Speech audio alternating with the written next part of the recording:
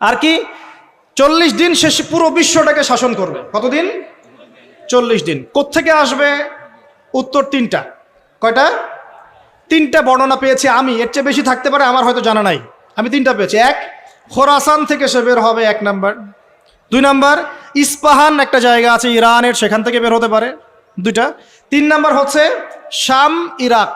Iraq এবং শাম, শাম বলা হয় প্যালেস্টাইন সহ পুরো ওই যে Jordan, Libya, Lebanon, Jordan, Lebanon, Syria, পুরো জায়গাটাকে শাম বলা হয়। কি বলা হয়?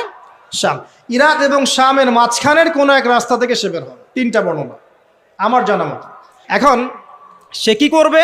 সে পুরো বিশ্বটাকে শাসন করবে, এবং যে তাকে আল্লাহ বলে স্বীকার করবে সে ওকে ছাড় দিবে, যে স্বীকার করবে না তাকে ধ্বংস করে দিবে। এমনকি একটা কওমের পাশ দিয়ে সে যাবে, বলবে তোমরা কি মানো যে আমি আল্লাহ?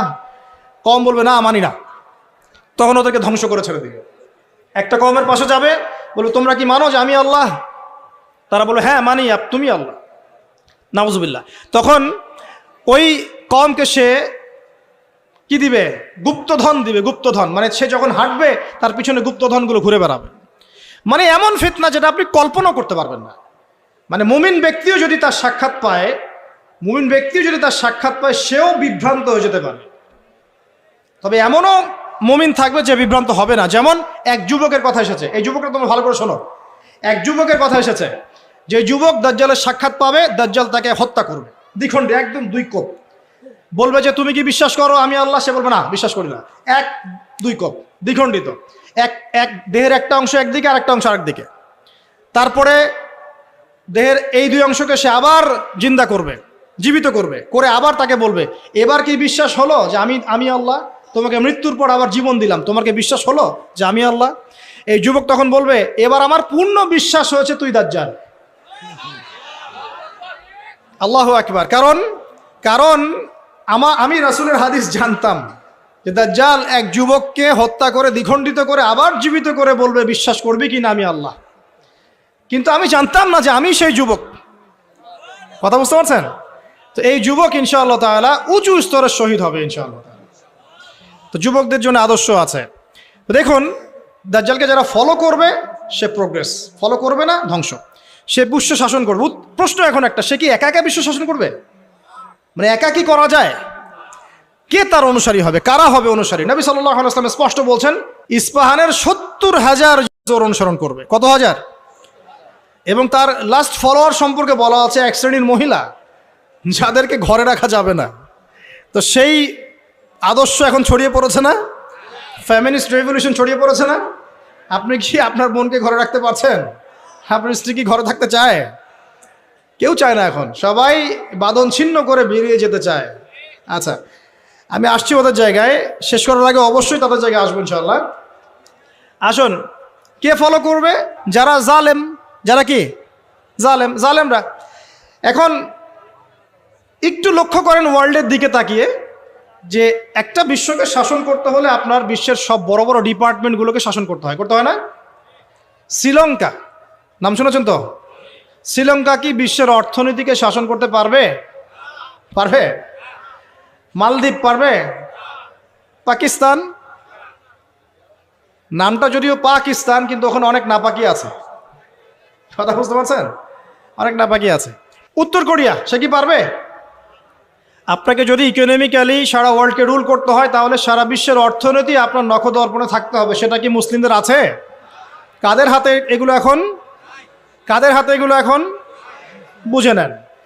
তাহলে ওয়ার্ল্ডকে রুল করতে হলে ইকোনমি ডমিনেন্ট করতে হবে। আপনি এটার ক্ষমতা আমাদের কাছে নাই, ওদের কাছে আছে। মিডিয়া নিয়ন্ত্রণ করতে হবে না? ওয়ার্ল্ডকে রুল করতে হলে মিডিয়া লাগবে কিনা? তাদের হাতে। ফাইন্যান্স রুল করতে হবে কিনা? লাগবে, এটা ওদের হাতে। পলিটিক্যাল অ্যাফেয়ার্স রুল করতে হবে কিনা? হবে। মিলিটারি সেকশন রুল করতে হবে কিনা? হবে। অস্ত্রশস্ত্র, এগুলো তাদের সবচেয়ে সেরা অস্ত্রগুলো লাগবে কিনা? মনে করেন আমার কাছে আছে পারমাণবিক অস্ত্র, আপনার কাছে আছে ওই যে রাইফেল, আমি কি আপনাকে ভয় করব? হ্যাঁ, আপনার কাছে যদি পারমাণবিক অস্ত্র থাকে, আমার কাছে না থাকে, আমি ভয় করতে পারি আপনাকে, তাই না? এখন এই মেজর ডিপার্টমেন্টগুলো কি তারা রুল করছে কি করছে না? আচ্ছা, যারা মসিহুদ দাজ্জালকে ফলো করবে তারা ওয়ার্ল্ডে আজকে এত শক্তিশালী হয়ে গেছে। তারা কি এত শক্তিশালী ছিল কখনো? উত্তর না। কখন হয়েছে? বিগত 100 বছরে। কত বছরে? প্রায় বিগত 100 বছরে। এখন আপনাকে বাঁচাবে কে তাদের থেকে? রাসূলুল্লাহ সাল্লাল্লাহু আলাইহি ওয়াসাল্লাম বলছে কোন সূরা বাঁচাবে?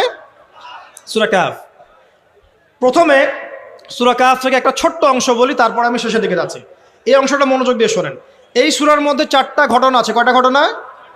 একটা আসহাবুল কাহফের ঘটনা, 2 নাম্বার 2 বন্ধুর ঘটনা, এক বন্ধু খুব বস্তুবাদী, আরেক বন্ধু হচ্ছে দরিদ্র মুমিন। 3 নাম্বার হচ্ছে যুলকারনাইন বাদশাহ বা নবী, অনেকে অনেক কথা বলেন, আলাইহিস সালাম, তার ঘটনা। 4 নাম্বার হচ্ছে মূসা এবং খিদর আলাইহিস সালাম, তাদের ঘটনা। এছাড়াও এই সূরার মধ্যে ইয়াজুজ আর মাজুজের কথাও আছে। একটা ঘটনা আপনাকে দেখতে হবে আগে। একটু বিশৃঙ্খলা করবেন না প্লিজ, বসেন। আমরা বেশি লম্বা করব না আলোচনা, একটু বসেন। কোন ঘটনা? যদি কোনো প্রশ্ন থাকে আপনাদের চিরকুটে লিখবেন, লিখে ভলান্টিয়ারের কাছে দিবেন, আমরা শেষে যদি সময় পাই দেওয়ার চেষ্টা করবো ইনশাআল্লাহ। একটা ঘটনা, মূসা আলাইহিস সালাম দাঁড়িয়ে লেকচার দিচ্ছেন, জনগণ শুনছেন। একজন দাঁড়িয়ে বললেন, নবী মূসা আপনি অত্যন্ত চমৎকার আলোচনা করেছেন, আপনার চেয়ে কোনো জ্ঞানী মানুষ কি পৃথিবীতে আছে? নবী মূসা বলছেন না। আল্লাহ পাক ধরলেন, না তোমার চেয়েও জ্ঞানী মানুষ আছে। মূসা আলাইহিস সালাম বলছেন, কে সেই মানুষ? আমি তার সাথে সাক্ষাৎ করতে চাই। আল্লাহ পাক বললেন, তুমি 2 সাগরের মিলনস্থলে তাকে পাবে। তিনি চলে গেলেন, গিয়ে দেখলেন হ্যাঁ সেখানে একজন মানুষ আছেন, তার নাম খিদর। কি নাম? নবী মূসা বললেন, হাল আত্তাবিউকা আলা আন তুআল্লিমানি মিম্মা উল্লিমতা রুশদা। হে খিদর, আমি কি আপনার অনুসরণ করতে পারি এই শর্তে যে আপনি আমাকে জ্ঞান শিক্ষা দিবেন যা আল্লাহ আপনাকে শিখিয়েছেন? খিদর বলছেন, ইন্নাকা লান তাস্তাতিআ মাইয়া সাবরা, তুমি আমার সাথে ধৈর্য ধরতে পারবে না। আগেই বলে দিলেন, এত দূরদর্শিতা, আগেই বলে দিলেন ধৈর্য তুমি ধরতে পারবে না। কথা বুঝতে পারছেন? মূসা আলাইহিস সালাম বলছেন, না ইনশাআল্লাহ আমি ধৈর্য ধরবো। আচ্ছা ঠিক আছে, চলো আমার সাথে। তারা চললেন, সামনে নৌকা, নদী পার হলেন। নদী পার হওয়ার আগেই নৌকা ফুটা করে দিলেন। একটা মাঝি, পদ্মা নদীর মাঝি, আমাকে যদি ফ্রি নৌকা পার করে দেয় আর আমি তার নৌকাটা ফুটা করে দেই, অন্যায় না? খিদর আলাইহিস সালাম এটা করলেন। মূসা আলাইহিস সালাম বলছে, এটা কি করলেন আপনি? অন্যায় করলেন। খিদর বললেন, আমি বলি নাই আপনাকে আপনি প্রশ্ন করবেন না, আপনি ধৈর্য ধরতে পারবেন না। ঠিক আছে, ভুল হয়ে গেছে, চলেন সামনে। আবার যাচ্ছেন, একটা বাচ্চা, ছোট বাচ্চা ডেকে নিলেন, হত্যা করে ফেললেন। এটা কি করলেন? নিষ্পাপ বাচ্চাকে হত্যা করলেন। আমি কি বলি নাই তুমি সবর করতে পারবে না? তিনি বলছেন, হ্যাঁ ঠিক আছে, আরেকবার প্রশ্ন করলে আমাকে আর সাথে নিয়েন না, চলেন। এবার সামনে গিয়ে একটা দেয়াল পড়ে আছে, একটা গ্রামে গেলেন। গ্রামে গিয়ে বললেন, নাস্তা পানি কিছু হবে কিনা, সৌজন্যমূলক। কেউ কোনো নাস্তা পানি দিল না, কোনো সৌজন্যমূলক আচরণই করলো না। ও যে বাসায় মেহমান আসলে বলে না, খেয়ে আসছেন না গিয়ে খাবেন, ওই টাইপের ছিল আর কি। তো যাই হোক, তিনি দেখলেন যে ওদের একটা দেয়াল পড়ে গেছে বেচারা, ওই দেয়ালটাকে তিনি আবার শক্ত করে নির্মাণ করে রেখে দিলেন। মূসা আলাইহিস সালাম বললেন যে এটা কি করলেন? নাস্তা পানিও দিল না, ভালো ব্যবহারও করলো না, আপনি উল্টা তার এই উপকার করলেন বিনা পারিশ্রমিকেই। কিছু আজর নিতেন তাহলে তো ভালো হতো। তো খিদর আলাইহিস সালাম বলেন, এটা হাদা ফিরাকু বাইনি ওয়া বাইনাক, আমার আর তোমার মাঝে এখন ফিরাক, পার্থক্য হয়ে গেল, আর আমাদের পথ চলা হলো না। তবে যাওয়ার আগে আমি জানিয়ে দেই, ওই নৌকা ফুটা করেছিলাম এই কারণে, যদি ফুটা না করতাম তাহলে জলদস্যু নৌকাটা নিয়ে যেত। ফুটা করে দিয়েছি, এই খারাপ নৌকা তারা আর নিবে না। ঠিক আছে কথা?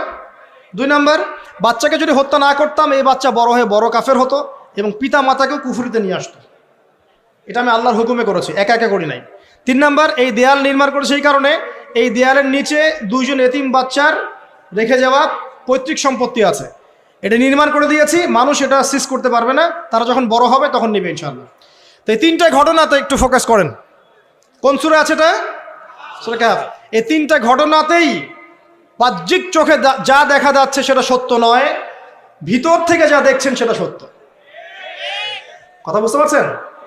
তো সূরা কাহফ আপনাকে দাজ্জাল থেকে বাঁচাবে। মানে কি? দাজ্জালীয় ফিতনার যুগে বাইরের চোখে আপনি যা দেখবেন সেগুলো সবসময় সত্য হবে না। রিয়েলিটি আর ভিজুয়াল ওয়ার্ল্ডের মধ্যে আকাশ পাতাল পার্থক্য থাকবে। এটা হচ্ছে দাজ্জালের যুগ। আমি বুঝাতে পারছি না। রিয়েলিটি আপনি দেখছেন বিশ্ব এগিয়ে যাচ্ছে, খুব সুন্দর। বাস্তবতা হচ্ছে যে বিশ্ব এগিয়ে যাচ্ছে আস্তে আস্তে কিয়ামতের দিকে। রিয়েলিটি দেখবেন যে ইকোনমি খুব প্রোগ্রেস হচ্ছে, হ্যাঁ, মানে মানুষের জীবনযাত্রার মান একদম উন্নতির দিকে। বাস্তবতা হচ্ছে পুরো ওয়ার্ল্ডের ইকোনমিক সিস্টেমটা ধ্বংসের মুখে আছে।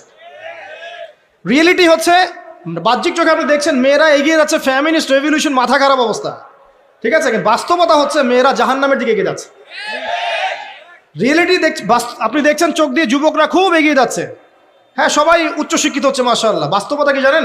তাদের আত্মাগুলো দিন দিন মরে যাচ্ছে। রিয়েলিটি দেখছেন যে হ্যাঁ পরিবারগুলো খুব সুখী, আমরা একদম বিল্ডিং তুলতেছি, মাশাআল্লাহ, জমি জমা কিনতেছি। বাস্তবতা কি জানেন? পরিবারগুলোতে শান্তি নাই এখন। আমি বোঝাতে চাচ্ছি, দাজ্জালীয় ফিতনার যুগে ভিজুয়াল ওয়ার্ল্ড, মানে যা আপনি বাহ্যিক চোখে দেখছেন আর রিয়েলিটির মধ্যে আকাশ পাতাল পার্থক্য থাকবে, ঠিক খিদির এবং মূসা আলাইহিস সালামের ঘটনার মতো। বুঝতে পারলাম? অতএব আপনাকে দাজ্জাল, তার সভ্যতা, তার ফিতনা, তা থেকে বেঁচে থাকার পথ বুঝতে হলে আগে দৃষ্টিভঙ্গি চেঞ্জ করতে হবে। কি করতে হবে?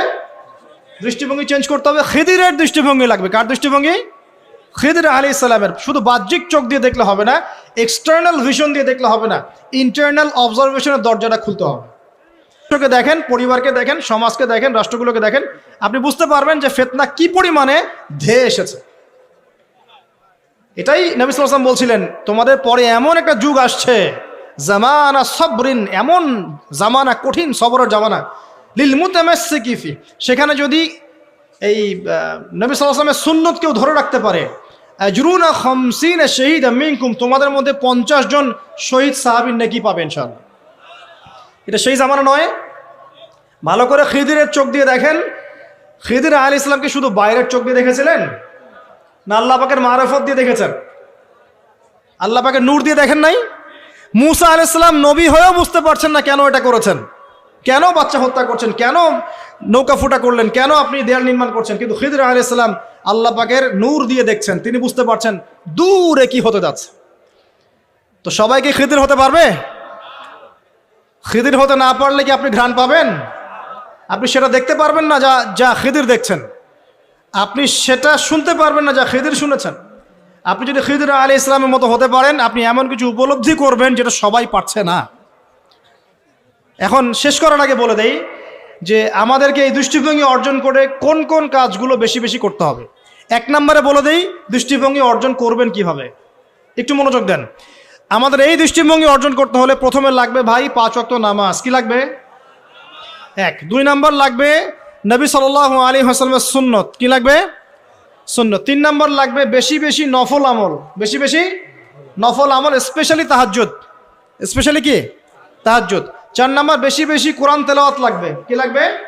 কোরআন তেলাওয়াত শুধু মৌখিকভাবে না, অর্থ বুঝে পড়ার চেষ্টা করতে হবে। মৌখিক করলে নেকি পাবেন ঠিকই, কিন্তু অর্থ বুঝে না পড়লে আপনি পথ খুঁজে পাবেন না।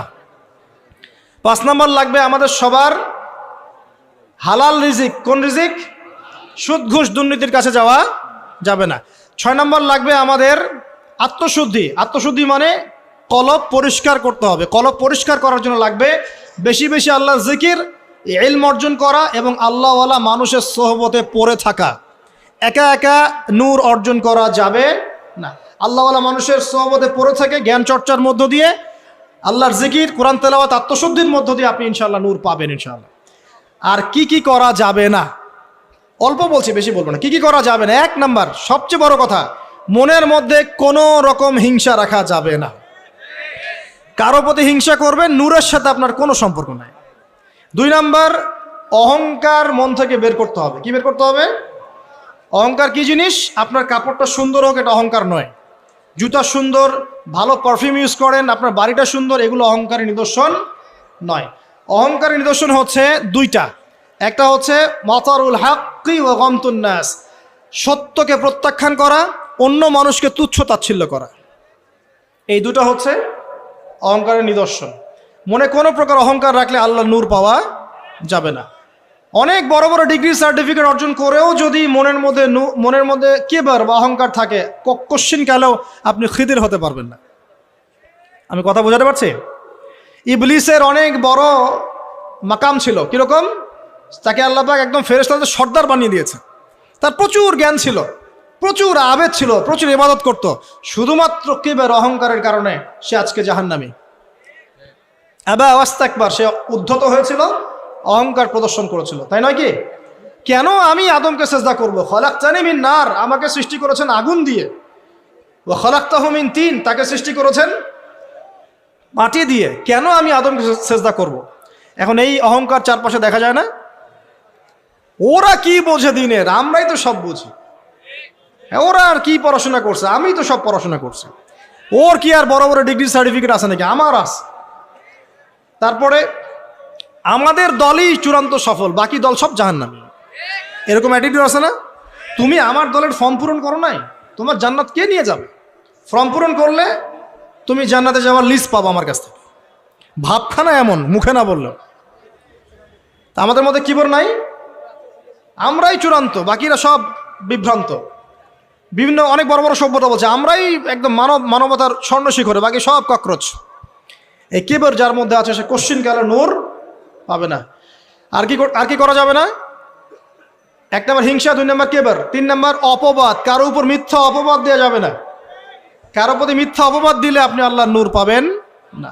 4 নম্বর হচ্ছে পরশ্রী কাতরতা। কারো উন্নতি দেখছেন খুব জ্বলে, উন্নতি অগ্রগতি প্রগতি দেখছেন খুব জ্বলছে, এই পরশ্রী কাতরতা থাকলে কোশ্চিনকালেও আল্লাহর নূর পাবেন না।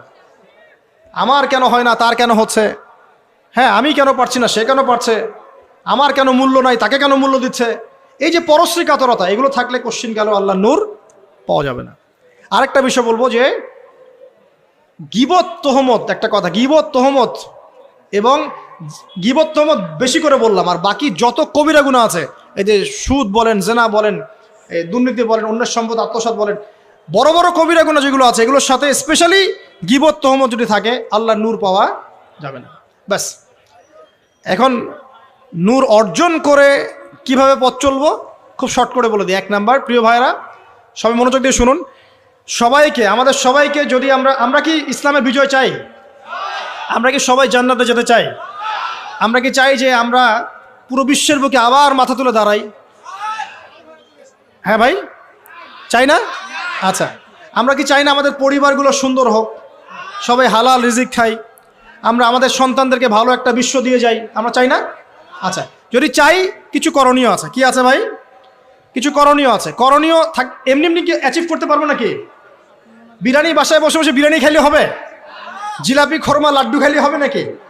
কিছু কাজ তো আছে নাকি? কাজ করবেন তো ইনশাআল্লাহ। 1 নাম্বার হচ্ছে জ্ঞান অর্জন, জ্ঞান অর্জন এবং জ্ঞান অর্জন। জ্ঞান অর্জনের কোনো বিকল্প নাই। বারবার বলছি, একা একা পড়েও কিন্তু জ্ঞান অর্জন হবে না, আপনাকে আল্লাহওয়ালা মানুষের কাছে আসতে হবে, মনে রাখবেন। ঠিক আছে? একা একা মেহনত করবেন, দোয়া করবেন, চেষ্টা করবেন, কিন্তু ওস্তাদ লাগবে না? ওস্তাদ লাগবে। জেনারেল ভাইরা যারা আছেন, যে যেখানেই পড়ছেন পড়েন, কিন্তু ইসলামিক বেসিক পড়াশোনাগুলো করেন। আকিদা পড়েন, কোরআন পড়েন, হাদিস পড়েন, ইসলামের ইতিহাস পড়েন, সিরাত পড়েন, এবং আলেমদের সাথে সম্পর্কিত রাখেন, একা একা বিচ্ছিন্ন হয়ে যায় না। ঠিক আছে? যে মাযহাব আপনার ভালো লাগে আপনি ফলো করেন। আমি আপনাকে এগুলো নিয়ে কথা বলতে আসিনি, আমি জাস্ট বলতে আসছি যে আপনি যেখানেই থাকেন দিনের জ্ঞানের চর্চা করেন, আপনার দৃষ্টিভঙ্গি আল্লাহ পাক উদার করে দেবেন ইনশাআল্লাহ। ঠিক আছে? যে সালাফি হন, আহলে হাদিস হন, মাযহাব ফলো করেন, যাই হন আপনি, যেটাই হন, হকপন্থী হন, আপনি সত্যের পথে থাকেন এবং ওলামায়ে কেরামের সাথে সোহবতে থাকেন। আর নিজেকে চূড়ান্ত একদম জান্নাতি মনে করবেন না। এমন হতেই পারে যে আপনার মধ্যে যে যতটুকু জ্ঞান আছে এর চেয়েও বেশি জ্ঞান অন্য কারো কাছে থাকতে পারে। অতএব সবার ক্ষেত্রে আপনি একটু উদার হওয়ার চেষ্টা করেন, আল্লাহ পাক আপনার কলবে নূর দিবেন ইনশাআল্লাহ, তাজকিয়া দিবেন ইনশাআল্লাহ। 1 নাম্বার জ্ঞান। 2 নাম্বার হচ্ছে আমল বাড়ানো। বেশি বেশি ব্যক্তিগত আমল বাড়াতে হবে। পারবেন ইনশাআল্লাহ? সময় নষ্ট করা যাবে না প্রিয় ভাইরা। বেশি বেশি ব্যক্তিগত আমল বাড়াতে হবে। নামাজ বাড়িয়ে দেন, রোজা বাড়িয়ে, দান সদকা বাড়িয়ে দেন। দিনী প্রতিষ্ঠানগুলো হোক আর দিনী প্রজেক্টগুলো, এগুলোতে বেশি বেশি সদকা করেন, আল্লাহ পাক তৌফিক দান করুন। বেশি বেশি হজ করেন, ওমরা করেন, রোজা রাখেন, কোরআন তেলাওয়াত করেন, জিকির আজগার করেন। ঠিক আছে? তাহাজ্জুদ পড়েন, বেশি বেশি নেক আমল বাড়িয়ে দেন ইনশাআল্লাহ। 3 নাম্বার, পরিবারের আদর্শ ঠিক করেন। পরিবারের আদর্শ ঠিক না করে যদি বড় বড় কথা বলি কোনো লাভ নাই। আমার পরিবারটা ঠিক করতে হবে, আল্লাহ পাক এর জন্য আমাকে জবাবদিহি করাবেন। হ্যাঁ, অনেক চেষ্টা করার পরেও যদি ঠিক না হয় সেটার বিচার আলাদা। নূহ আলাইহিস সালাম 950 বছর দাওয়াত দিয়েছেন, তার একজন ছেলে ইসলাম কবুল করে নাই। তো এখন কি নূহ আলাইহিস সালাম দোষী? তিনি কি দোষী? না। মুহাম্মদ সাল্লাল্লাহু আলাইহি সাল্লাম এর অনেকেই, চাচাদের অনেকেই ইসলাম কবুল করে নাই, তা তিনি কি দোষী? না। আপনি চেষ্টা করবেন পরিবারকে পরিপূর্ণ ইসলামী পরিবেশে রাখার, শরঈ পর্দায় রাখার, এবং আমাদের পরবর্তী প্রজন্ম যারা আছে, আমাদের ছেলেমেয়েরা, এদেরকে অবশ্যই ইসলামের সুশিক্ষায় শিক্ষিত করবেন ইনশাআল্লাহ। আমি বলছি না তাদেরকে আপনি ডক্টর বানাবেন না, ইঞ্জিনিয়ার বানাবেন না, আমি এগুলো বলছি না। অ্যাটলিস্ট আমার দ্বারা এরকম কথা আপনি শুনবেন না। আমি আরও বলি তাদেরকে আরও বড় বড় প্রফেশনে নিয়ে যান, কিন্তু ইসলামিক শিক্ষাটা আগে ছোটোবেলায় দেন। ওর শুরুটা হবে কোরআন দিয়ে। আমি প্যারেন্টিং সেকশন নিয়ে অনেক পড়াশোনা করেছি, বিশ্বাস করেন, কারণ আমি স্কুল মাদ্রাসা এইসব প্রজেক্টের সাথে আগে থেকেই ছিলাম, অ্যাজ এ টিচিং প্রফেশন আমি আগে থেকেই ছিলাম। এখানে বিষয়টা হচ্ছে, একটা বাচ্চা যখন বয়স হয় 2 থেকে 3 বছর, সে মোটামুটিভাবে 200 থেকে 250টা শব্দ মনে রাখতে পারে, জানেন? যখন একটা বাচ্চার বয়স হয় 5 থেকে 7 বছর, সে মোটামুটি 1000 থেকে 1500 শব্দ মুখস্থ রাখতে পারে। ওই সময় আমরা কি শিখাই? হামটি টামটি শিখান, ওই যে তারপরে কি আছে, জ্যাক অ্যান্ড জিল শেখান, মানে এইগুলো